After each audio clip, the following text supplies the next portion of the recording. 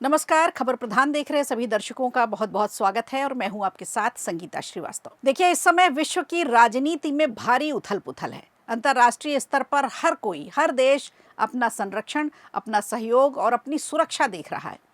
राजनीति में कई बार ऐसे समीकरण बन जाते हैं जिनकी उम्मीद कम ही लोगों को होती है, लेकिन जिनकी आशंका जरूर जताई जाती रही। खबर है कि पाकिस्तान, सऊदी अरब और टर्की के बीच कोई नई डील हुई है। ये नया रक्षा समझौता भी कुछ ऐसा ही है। दुश्मन का दुश्मन दोस्त होता है, ये कहावत इस नए गठबंधन के साथ एक बार फिर चर्चा में है। कहा जा रहा है कि इस तरह के गठबंधन की संभावना को लेकर पहले से चर्चाएं होती रही थी, लेकिन जब तीन बड़े मुस्लिम बहुल देश एक सुरक्षा समझौते के साथ एक साथ आए तो दुनिया भर की नजरें इन पर टिक गई।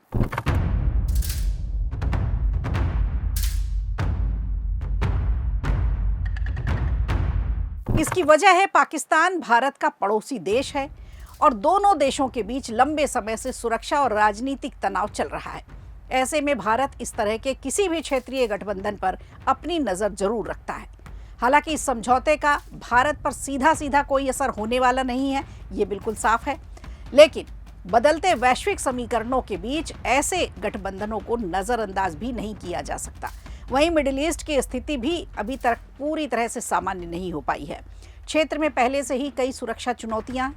ऐसे में पाकिस्तान, सऊदी अरब और टर्की के एक साथ आने का ये जो समय है, इसके समय पर भी बातचीत हो रही है। इसके राजनीति को लेकर के कई सवाल खड़े हो रहे हैं। दरअसल पाकिस्तान, सऊदी अरब और टर्की ने एक नए रक्षा समझौते पर हस्ताक्षर किए हैं। इस समझौते के मुताबिक अगर इन तीनों देशों में से किसी एक देश पर हमला होता है तो उसे तीनों देशों की सुरक्षा पर हमला माना जाएगा और इस समझौते की घोषणा सऊदी अरब के मक्का शहर में की गई। इसमें पाकिस्तान के प्रधानमंत्री शहबाज शरीफ, टर्की के राष्ट्रपति रेसेप तैयब एर्दोगन और सऊदी अरब के क्राउन प्रिंस मोहम्मद बिन सलमान भी शामिल रहे। पाकिस्तान के सेना प्रमुख आसिम मुनीर भी इस दौरान मौजूद रहे।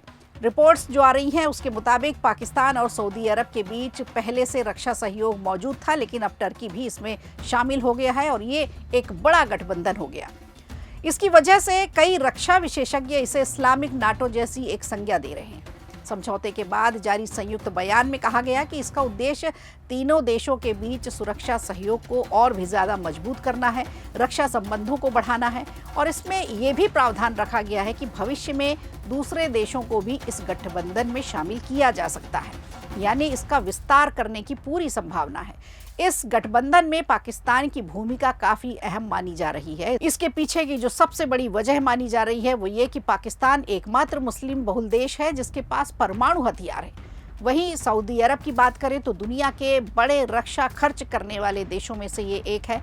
इसका रक्षा बजट करीब 60 अरब डॉलर तक बताया गया है। अब सवाल यह है कि इस नए गठबंधन का असर किन किन देशों पर पड़ सकता है।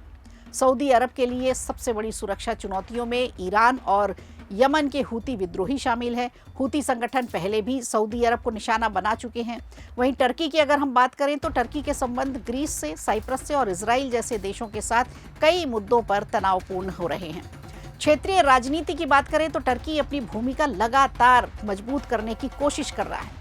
अब दूसरी तरफ पाकिस्तान लंबे समय से भारत और अफगानिस्तान के साथ सुरक्षा और राजनीतिक विवादों में रहा है। दोनों देश के साथ उसके रिश्ते कई बार तनावपूर्ण रहे और फिलहाल अफगानिस्तान के साथ रिश्ते तनाव को लेकर के अभी चल रहे हैं।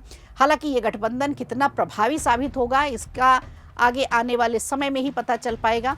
ये आने वाला समय ज़रूर बताएगा कि इन तीनों देशों में जो बीच में डील हुई है तीनों देशों के, वो कितनी प्रभावी रहने वाली है।